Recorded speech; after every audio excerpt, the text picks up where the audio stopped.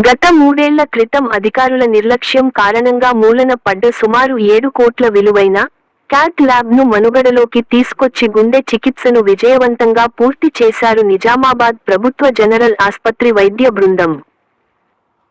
భవిష్యత్తులో వైద్యాధికారులు, జిల్లా పాలనయాత్రంగం ప్రతి ఒక్కరి సహకారంతో మరింత వైద్య సేవలు అందించేందుకు కృషి చేస్తామని ప్రభుత్వ జనరల్ ఆస్పత్రి సూపరింటెండెంట్ డాక్టర్ నాగమోహన్ తెలిపారు.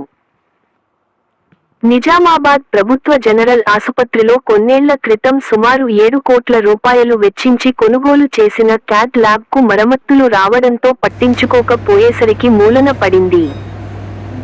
తుప్పుపట్టి నిరుపయోగంగా మారుతుందని వైద్యులు డిఎంఈ నరేంద్రకుమార్ దృష్టికి తీసుకెళ్లడంతో ముగ్గురు గుండె వైద్య నిపుణులను డిప్యూటేషన్ పై తరలించారు.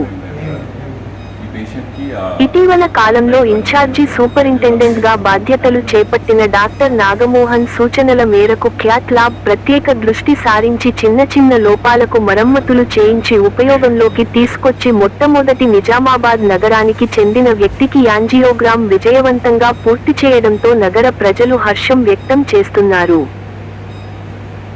ఈ సందర్భంగా ప్రభుత్వ ఆసుపత్రి సూపరింటెండెంట్ డాక్టర్ నాగమోహన్ మాట్లాడుతూ మొదటి దశలో యాంజియోగ్రామ్ చేయడం జరిగిందని మున్ముందు వైద్యాధికారులు, జిల్లా కలెక్టర్ అందరూ సహకారంతో గుండె సంబంధించిన శస్త్రచికిత్సలు చేసేందుకు కృషి చేస్తామని ఆయన తెలిపారు.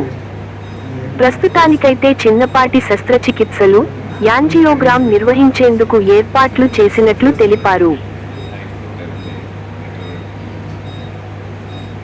యాంజియోగ్రామ్లో మనకి కనబడుతుంది కదా, 3 రక్తనాళాలు ఉంటాయి. మొత్తం 3 రక్తనాళాలు మొత్తం అన్ని బ్లాక్స్ ఉన్నాయి. మొత్తం ప్రతి రక్తనాళం డిసీజ్గా ఉంది. ఓపెన్ హార్ట్ సర్జరీ చేయడం ఈ పేషెంట్కి బెస్ట్.